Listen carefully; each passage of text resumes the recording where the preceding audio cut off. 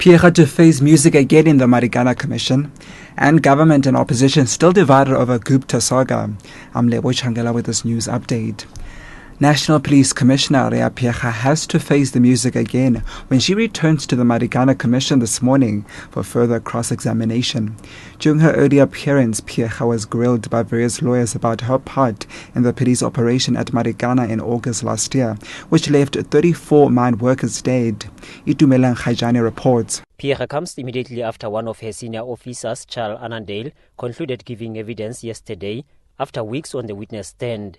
Annandale unsuccessfully tried to console the families of the slain miners who left the auditorium in protest. He was, however, warned by advocate Dumisa Nzebeza, representing the families of the dead miners, that he would have to do other arrangements to relay his message of condolences to the families. Piecha will be cross-examined by, among others, advocate Dalimpofu and go through a re-examination by police lawyer Ishmael Semenya. Itumeleng Khajani, SABC News, Rustenburg. The government and opposition parties are still sharply divided over the Gupta saga, following yesterday's snap debate in Parliament.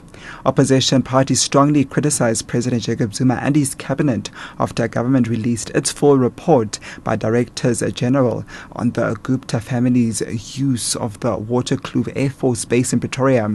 Justice Minister Jeff Radebe, who presented the report, insists that President Jacob Zuma and members of his cabinet were not involved. The government has blamed officials for the security breach. Radebe says there is evidence that the officials acted on their own. This evidence clearly shows that the two officials are not fall guys or scapegoats as we are made to believe, but that the masters of this manipulation process. We therefore say that the only logical conclusion is that they were on a frolic of their own. But the DA's David Menier insists that President Zuma is at the heart of the saga. The root cause of the problem which led to Guptagate is President Jacob Zuma. He is responsible for creating the culture of undue influence referred to in the investigation report. The President should be here to account to Parliament rather than hiding away from us in the union buildings. And SABC radio and television presenter Vuyo Mbuli's colleagues are still battling to come to terms with his death. His co-host Leanne Manners says presenting SABC's morning live program will never be the same without Mbuli. She was speaking at Mbuli's memorial service at the corporation's headquarters in Auckland Park, Johannesburg yesterday. Mbuli collapsed while watching a Super 15 rugby match at the Free State Stadium last weekend. He died of what doctors say was a pulmonary embolism in a Bloemfontein hospital.